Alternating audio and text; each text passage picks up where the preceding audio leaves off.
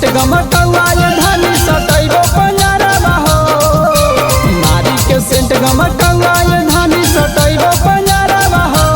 राजा लगता नहीं नजरवा हो लगल कजरवा हो।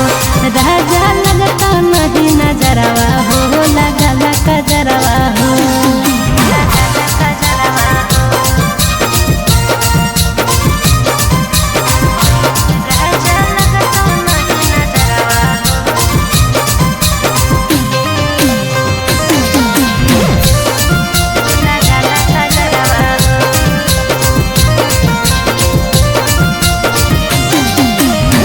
खेत सुभर हवे राजा को हरा रूप हो।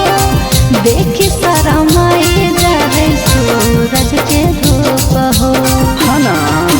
हे जी खेत सुभर हवे राजा को हरा रूप हो।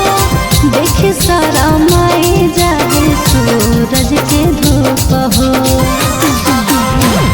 कएता काहे लागी कहरही बाराई गे धनिया।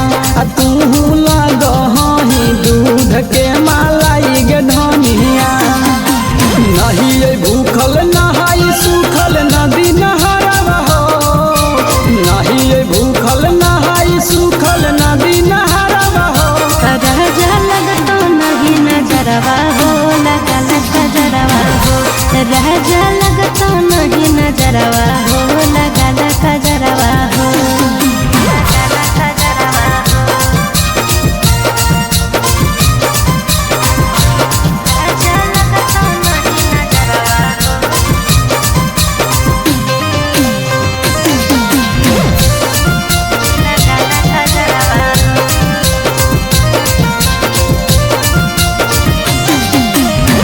शहर के लड़की सब हो है रंगबाज जी।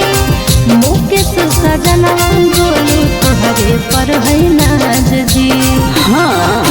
हे जी शहर के लड़की सब हो है रंगबाज जी। मुकेश सजनवा गोलू तोहरे पर है नाज जी। सुन रबिया के होतौ नाही कुछ गे धनिया। जाहि तू मार्केट करे ले तू पिया देन पानिया।